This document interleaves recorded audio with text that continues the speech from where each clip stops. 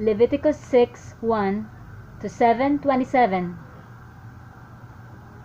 Then the Lord said to Moses, Suppose one of you sins against your associate and is unfaithful to the Lord.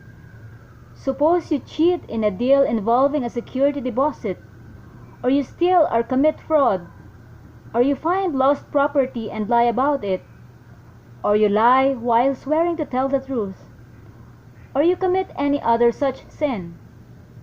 If you have sinned in any of these ways, you are guilty.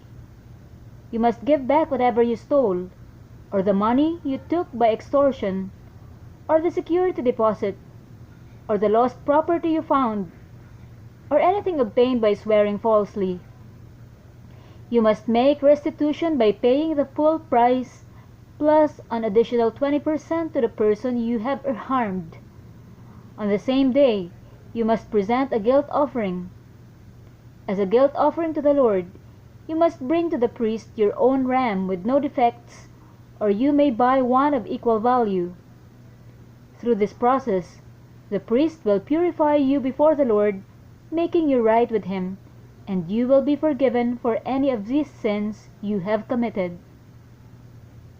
Then the Lord said to Moses, Give Aaron and his sons the following instructions regarding the burnt offering. The burnt offering must be left on top of the altar until the next morning, and the fire on the altar must be kept burning all night. In the morning, after the priest on duty has put on his official linen clothing and linen undergarments, he must clean out the ashes of the burnt offering and put them beside the altar. Then he must take off these garments, change back into his regular clothes, and carry the ashes outside the camp to a place that is ceremonially clean. Meanwhile, the fire on the altar must be kept burning. It must never go out. Each morning the priest will add fresh wood to the fire and arrange the burnt offering on it. He will then burn the fat of the peace offerings on it. Remember, the fire must be kept burning on the altar at all times. It must never go out. These are the instructions regarding the grain offering. Aaron's sons must present this offering to the Lord in front of the altar. The priest on duty will take from the grain offering a handful of the choice flour moistened with olive oil together with all the frankincense. He will burn this representative portion on the altar as a pleasing aroma to the Lord. Aaron and his sons may eat the rest of the flour, but it must be baked without yeast and eaten in a sacred place within the courtyard of the tabernacle. Remember, it must never be prepared with yeast. I have given it to the priests as their share of the special gifts presented to me. Like the sin offering and the guilt offering, it is most holy. Any of Aaron's male descendants may eat from the special gifts presented to the Lord. This is their permanent right from generation to generation. Anyone or anything that touches these offerings will become holy.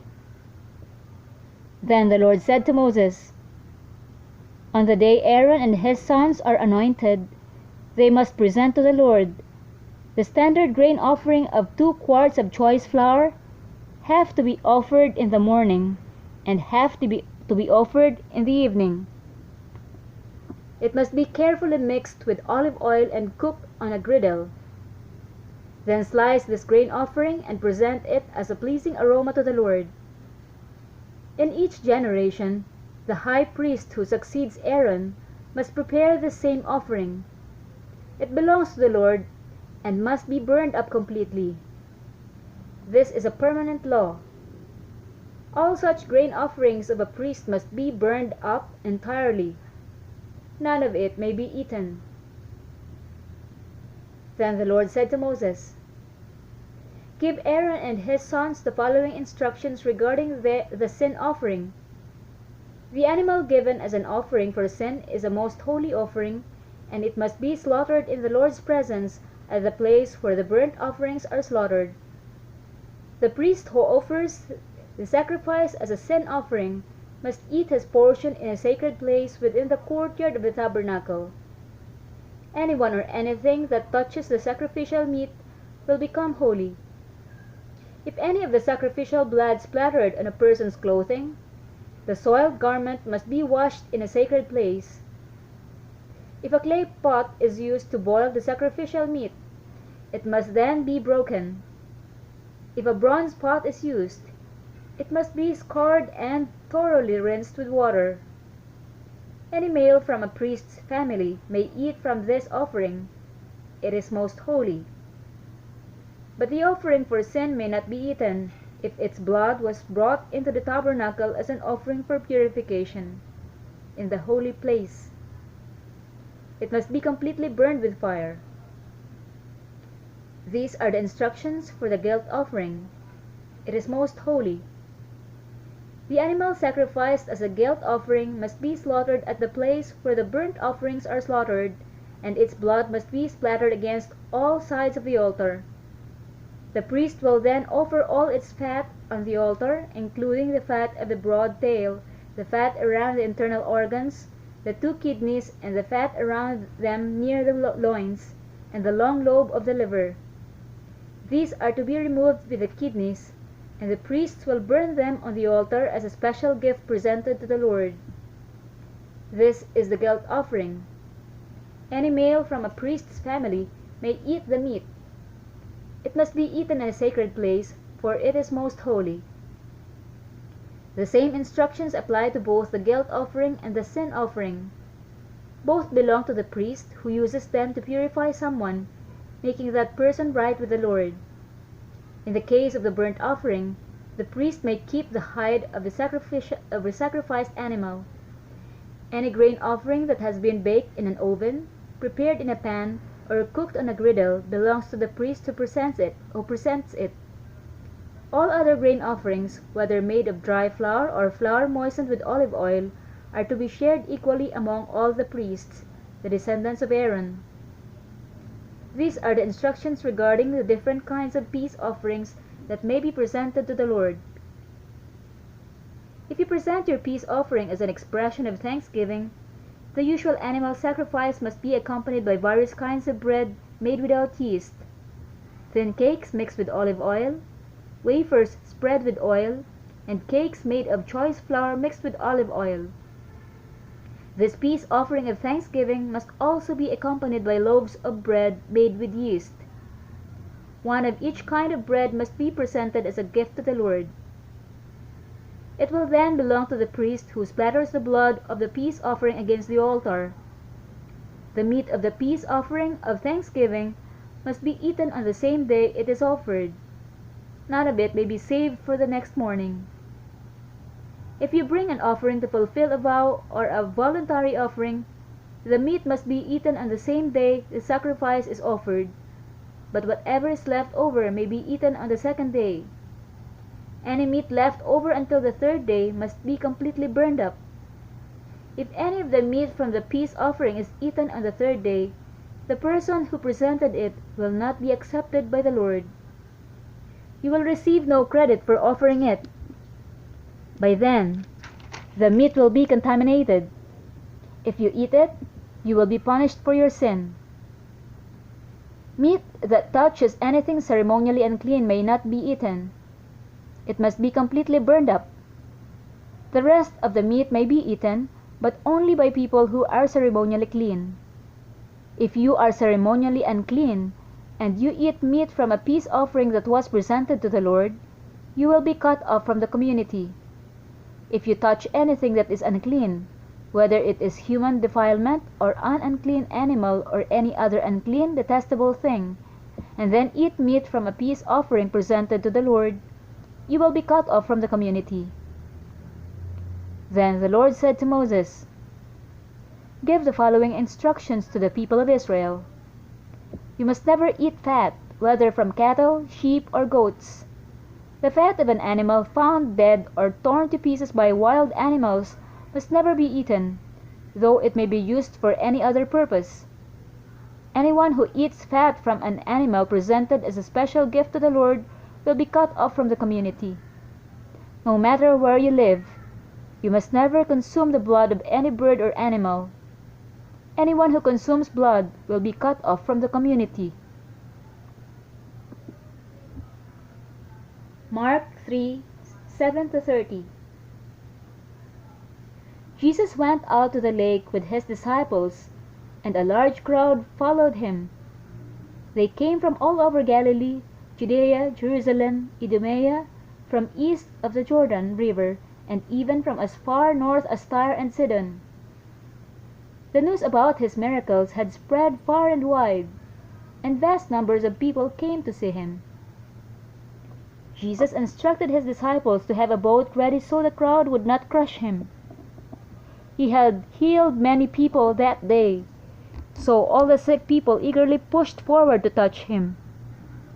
And whenever those possessed by evil spirits caught sight of him, the spirits would throw them to the ground in front of him, shrieking, "You are the Son of God." But Jesus sternly commanded the spirits not to reveal who he was. Afterward, Jesus went up on a mountain and called out the ones he wanted to go with him. And they came to him. Then he appointed 12 of them and called them his apostles. They were to accompany him, and he would send them out to preach, giving them authority to cast out demons. These are the 12 he chose: Simon, whom he named Peter; James and John, the sons of Zebedee, but Jesus nicknamed them sons of thunder; Andrew, Philip, Bartholomew, Matthew, Thomas, James son of Alphaeus, Thaddeus, Simon the Zealot, Judas Iscariot, who later betrayed him. One time Jesus entered a house, and the crowds began to gather again. Soon he and his disciples couldn't even find time to eat. When his family heard what was happening, they tried to take him away. "He's out of his mind," they said. But the teachers of religious law who had arrived from Jerusalem said, "He's possessed by Satan, the prince of demons. That's where he gets the power to cast out demons." Jesus called them over and responded with an illustration. "How can Satan cast out Satan?" he asked. "A kingdom divided by civil war will collapse. Similarly, a family splintered by a feuding will fall apart. And if Satan is divided and fights against himself, how can he stand? He would never survive. Let me illustrate this further. Who is powerful enough to enter the house of a strong man and plunder his goods? Only someone even stronger. Someone who could tie him up and then plunder his house. I tell you the truth. All sin and blasphemy can be forgiven, but anyone who blasphemes the Holy Spirit will never be forgiven. This is a sin with eternal consequences." He told them this because they were saying, "He is possessed by an evil spirit." Psalm 37, 1-11. Don't worry about the wicked or envy those who do wrong, for like grass, they soon fade away. Like spring flowers, they soon wither. Trust in the Lord and do good, then you will live safely in the land and prosper. Take delight in the Lord, and He will give you your heart's desires. Commit everything you do to the Lord. Trust Him, and He will help you. He will make your innocence radiate like the dawn, and the justice of your cause will shine like the noonday sun. Be still in the presence of the Lord, and wait patiently for Him to act. Don't worry about evil people who prosper, or fret about their wicked schemes. Stop being angry. Turn from your rage. Do not lose your temper. It only leads to harm. For the wicked will be destroyed, but those who trust in the Lord will possess the land. Soon the wicked will disappear. Though you look for them, they will be gone. The lowly will possess the land and will live in peace and prosperity. Proverbs 10:3-4. The Lord will not let the godly go hungry, but he refuses to satisfy the craving of the wicked. Lazy people are soon poor. Hard workers get rich.